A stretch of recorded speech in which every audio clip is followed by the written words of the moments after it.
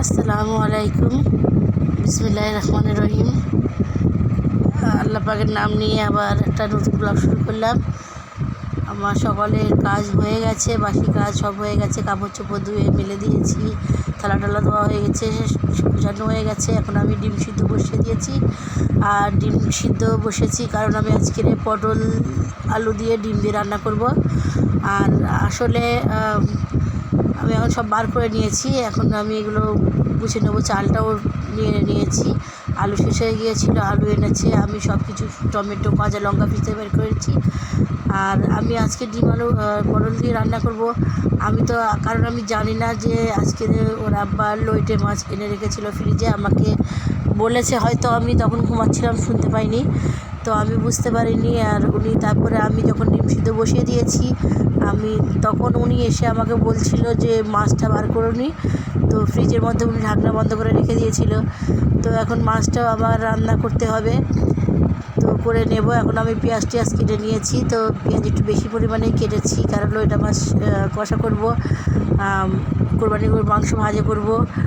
আর এখানে পটল দিয়ে ডিম দিয়ে রান্না করব। তো সব কিছু আমি করে নিয়েছি। ডিম সিদ্ধটাও নিচেই রেখে দিয়েছি, খোসা ছাড়িয়ে নেব।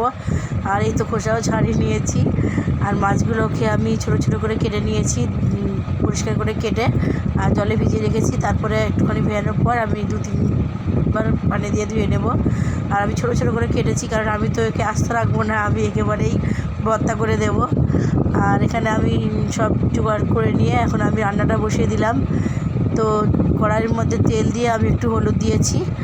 আর এখানে ডিমগুলো আমি একটু ভাজা করে নেব, লবণ দিয়ে ডিমগুলো ভাজা করে নেব। আর এই ছোটো কালিটার মধ্যে আমি লইটা মাছ কষা করব। তো সর্ষে তেল দিয়েছি, আজকে সর্ষে তেল দিয়ে রান্না করব। তো সর্ষে তেল দেওয়ার পর আমি রসুন কুচি দিয়েছি। একটু লাল লাল হয়ে আসলে আমি পেঁয়াজ দেবো। আর এই তো আমি ডিমগুলো একটু ভেজে তুলে নেব লবণ দিয়ে। প্লিজ স্কিপ না করে পুরোটাই দেখবেন। আর যদি ভালো লাগে তো লাইক করে সাবস্ক্রাইব করে পাশে বেল আইকনটা বাজিয়ে দেবেন। প্লিজ রান্নাটা কীরকম হচ্ছে বা কিছু যদি অন্য কিছু দেখতে চান তো আমাকে কমেন্টের মধ্যে জানাবেন।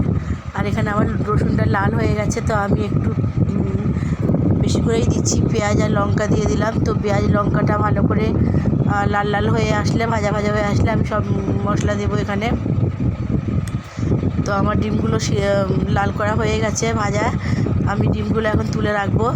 আর এখানে পেঁয়াজ লাল হয়ে গেছে, আমি সমস্ত মশলা দিয়ে দিচ্ছি। আর ডিমগুলো তুলে রেখে আমি পেঁয়াজ আর লঙ্কা দিয়ে একটু লাল করে নিয়েছিলাম।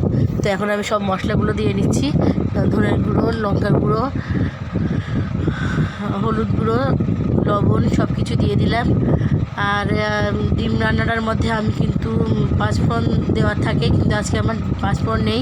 আমি একটু আচারের মশলা দিয়েছি, আচার দিয়েছি, রেডিমেড আচার যেটা ছিল তাদের থেকে একটুখানি মশলা নিয়ে দিয়েছি। তো ওটা আমার স্কিপ হয়ে গেছে। তো খুব ভালো লাগবে এইভাবে। আর পেঁয়াজটা কষানো হয়ে গেলে আমি আলু আর পটল দিয়ে দিলাম, দিয়ে একটু ভাজা ভাজা করে কষিয়ে নেব ভালো করে। তো একটুখানি কষিয়ে নিয়ে তারপর জল দিয়ে দেবো, অল্প পরিমাণ জল দেবো যাতে সেদ্ধ হয়। আর এখানে আমার লইটা মাছের জন্য যে পেঁয়াজটা কষতে দিয়েছিলাম তার মধ্যে একটা টমেটোও দিয়েছি। তো একটুখানি কষা কষা করে নেব। ভালো করে তেলটা উঠে আসলে আমি মাছটা দিয়ে দেবো। মাছটা দিয়ে একটু ভালোভাবে কষিয়ে নেবো। তো আমি মাছটা 2-3বার পানি দিয়ে আরও ভালোভাবে ধুয়ে নিয়েছিলাম। তো আমি এখন একটু কষিয়ে নেব। কষিয়ে নেওয়ার পর আর এখানে আমার পটল আর আলু সিদ্ধ হয়ে গেছে। আমি ঢাকনা বন্ধ করে 15 মিনিট রেখে দিয়েছিলাম। তো 15 মিনিট রাখার পর 15 মিনিট না 10 মিনিট জোরে করে ঢাকনা বন্ধ করে রেখেছিলাম অল্প পানি দিয়ে। তো আমার ঢাকনাটা খুলে আমি দেখছি পুরোটাই সিদ্ধ হয়ে গেছে। তো একটু ভালো করে ভাজা ভাজা করে নিলাম, নিয়ে কষিয়ে নিয়ে আমি এখন জল দিয়ে দিলাম। তো আমার আলু পরোটা সেদ্ধ হয়েই গেছে। তো আমি কষিয়ে নিয়ে জল দিয়েছি। এখন আমি ডিমগুলোকেও দিয়ে দিচ্ছি। ডিমগুলো দিয়ে একটু নাড়াচাড়া করে আমি ঢাকনাটা বন্ধ করে দেবো, দিয়ে 10 থেকে 12 মিনিট ভালোভাবে ফুটিয়ে নেব। তারপর ধনেপাতা দিয়ে নামিয়ে নেব। প্লিজ বলবেন রান্নাটা কীরকম লাগছে, আর খারাপ লাগলে আমাকে তাও জানাবেন। তো এই তো আমি ঢাকনাটা বন্ধ করে দিলাম জল দিয়ে।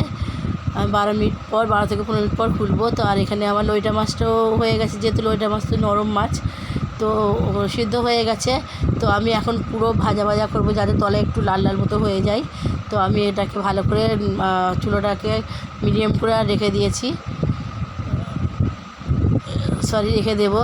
তো আমি একটু কষিয়ে নিই প্রথমে, তারপরে রেখে দেবো। তো আমার কিন্তু 4টেই চুলো জ্বলছে। আর আমি ডিমের কড়াইটাকে একটু ট্রান্সফার করে দিলাম, ওইদিকে দিয়ে দিলাম। এখানে আমি কোরবানির মাংসটা ভাজা করবো। কোরবানির মাংসটা আমাদের জন্য ভাজা করব না, যেহেতু আমি আজকে তো মঙ্গলবার, তো আমি কাল সকালবেলায় যাব আমার ছেলেদের মাদ্রাসায়।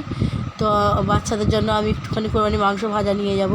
তো প্লিজ সাবস্ক্রাইব করে পাশের বেল আইকনটা বাজিয়ে দেবেন। তো আমি যেটা বলছিলাম, তো কোরবানির মাংসটা আমি একটু ভাজা কষা করে নেব। তো কাল যদি সময় না পাই, তো আজ আমি তেলের মধ্যে দিয়ে একটু কোরবানির মাংসটা একটু ভাজা করে কষিয়ে নেব।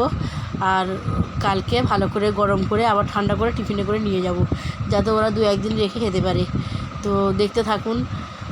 এই তো আমার সব গুছানো কমপ্লিট, শুধু এটা হয়ে আমার কাজ হয়ে যাবে। তো আমি পেঁয়াজ আর কাঁচা লঙ্কা একটু লাল হয়ে আসলে আমি টমেটো দিয়েছি। আর এখানে আমার লইটা মাছটা পুরোটাই হয়ে গেছে, পুরো কিমা করে নিয়েছি।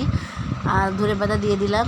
তো আমার এখন পেঁয়াজ লাল হয়ে গেছে, কাঁচামরিচ আর পেঁয়াজ কষানো হয়ে গেছে মোটামুটি। এখন আমি টমেটো দিয়ে দিচ্ছি একটা, দিয়ে আর এখানে টমেটো ভাজা হয়ে আসলে লবণ আর গুঁড়ো লঙ্কা দেবো, লঙ্কার গুঁড়ো দেবো, কারণ হলুদ দেবো না।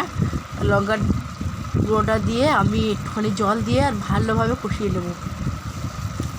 তো ঠিক আছে, পুরো রান্নাটা হয়ে যাচ্ছে। তো আমি এখন রান্নাটা ওইদিকে জলটা দিয়ে আমি এখন অন্যদিকে আমার গুছানোর কাজটা যতটুকু বাকি আছে আমি করে নেব, রেডি করে নেব। আর এই তো আমার পেঁয়াজটা কষানো হয়ে গেছে। আমি এই কোরবানির মাংস থেকে চর্বিগুলো ঢেলে একটা ডিমের মধ্যে রেখে দিয়েছি। আর এখানে আমি মাংসগুলো নিয়ে পেঁয়াজটার মধ্যে দিয়ে একটু কষিয়ে নেব, নেওয়ার পর জল দিয়ে দেবো। জল দিয়ে জলটা একদম যখন টেনে নেবে, পুরো কষানো হয়ে যাবে, আমি ভালোভাবে তলা থেকে নাড়াচাড়া করে নেবো। আর যখন তেলটা উঠে আসবে, আমি রান্নাটা আবার হয়ে যাবে। তো এই তো আমার রান্না কমপ্লিট। এই তো লইটা মাছ আর এই ডিম পটল আলু দিয়ে রান্না। আর এটা আমি কালকে যে রান্না করেছিলাম, কাল আমি ফুলি দিয়ে চিংড়ি মাছ দিয়ে রান্না করেছিলাম। তো ঢ্যাঁড়স রান্না করেছিলাম, তো ঢ্যাঁড়স রয়ে গেছে আর ফুলি চিংড়ি মাছও আছে। তো এটা আমার কোরবানির মাংস ভাজা। আসসালামু আলাইকুম।